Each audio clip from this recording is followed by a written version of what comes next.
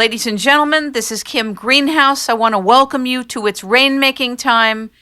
We've done many segments on weather and climate, and one of the concerns that I've had for many years has been the rise in sea level. This was the image in my mind. This is what I read in Al Gore's book and in the movie An Inconvenient Truth that scared me the most. And because it scared me the most, it's actually been one of the last aspects of climate change that I've been willing to look at. And we're here, we're looking at it, and I have read about and contacted Nils-Axel Mörner, who has his background in geology. He was head of the unit of paleogeophysics and geodynamics at Stockholm University. He's organized 2 major international conferences, one on Earth rheology, isostasy, and eustasy. In 1977, he has been the president of the INQUA Commission on Sea Level Changes and Coastal Evolution. He also headed the INTES project on geomagnetism and climate. He has really been kind of the main point person in the world on everything related to sea level and the sea. In 2008, he was awarded the Golden Chondrite of Merit from University of Algarve at an international sea level meeting in Portugal for his irreverence and contribution to our understanding of sea level change.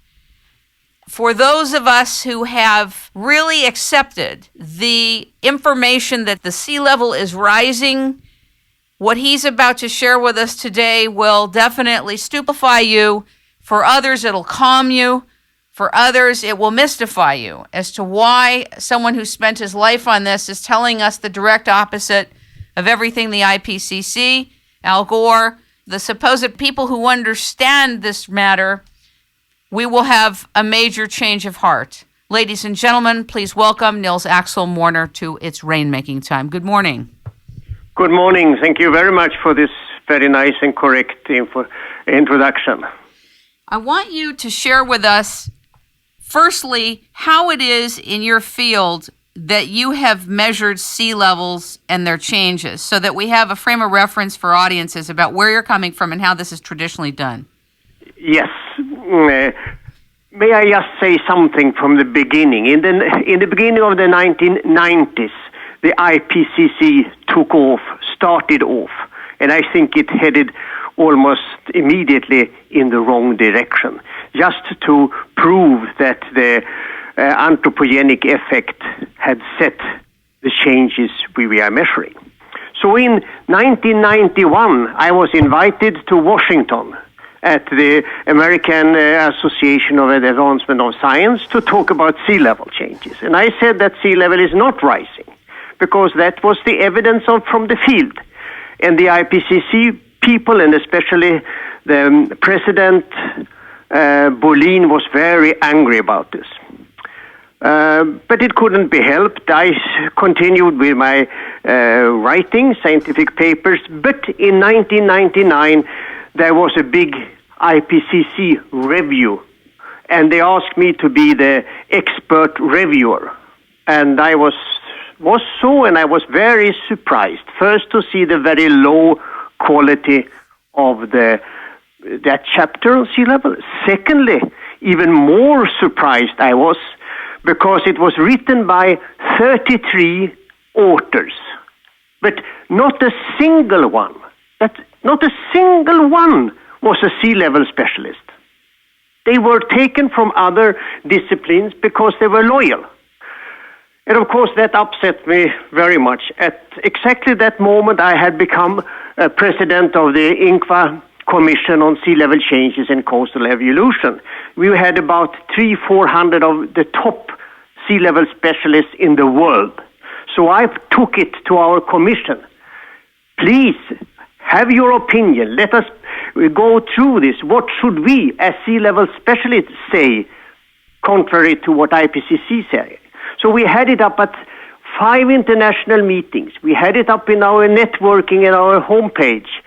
And we came to a conclusion that in 100 years I mean, it's in 2100. Maybe sea level could at the most rise, and listen, 10 centimeters. And what does that mean? Stories of 10 centimeters. 10 What is- centimeters plus and minus. That is just nothing. Well, what is 10 centimeters? And then later we have even updated it, because in a very short while, or in 30 years or so, we will be in a solar minimum and it will be cold again. So then sea level may go a little down. So we say 5 centimeters plus and minus 15. So that is nothing to worry about. And that's the beginning. At the same time, but you shouldn't just say things. You must go out in the field and prove it. And this is typical for sea level people, or geologists instead of meteorologists. Meteorologists sit at computers, and we are in the field. So we started international field study on sea level change in the Maldives, because all people said Maldives will be gone, wiped out from the surface of the earth, or surface of the water, as a matter of fact, because sea is rising, and in 50 or 100 meters, they said, they domed it had to be flooded. So we started to work there, and very soon we saw that no, for heaven's sake, there is no trend here. Sea is not changing in any way. I mean, we worked in the attacked coast, in the lee sides of the coast, in lagoons, in lakes, in offshore cores, all kind of environments. And wherever we worked, we got the same answer. No problems. So, and then I published this. And I have continued the work.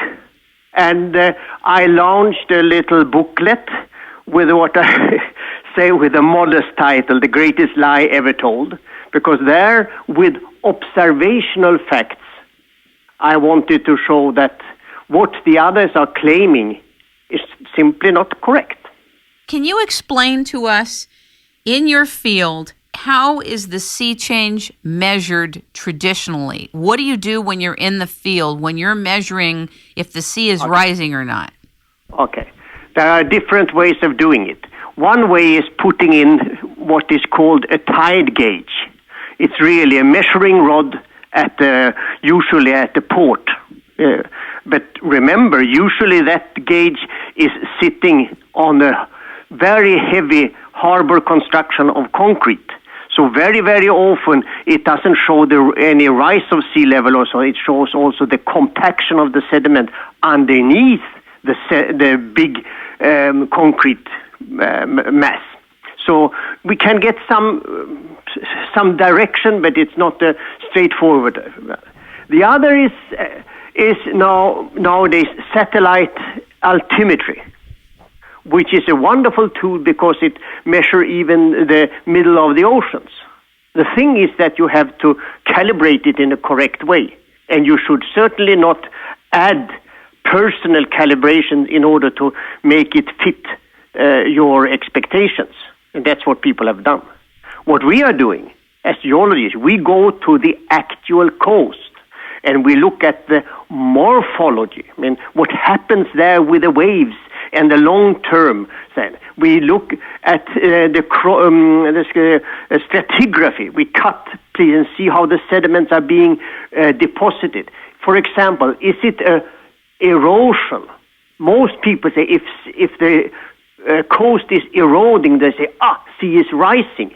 Very seldom this is the case. Much more common it is that the sea level lowering causes heavy erosion. And the material being put in mobility, you go to the lee side, and there you see if it's put attacking the former coast or if it's putting at a lower terrace. And then it's a long term. You can measure it within centimeters, even better.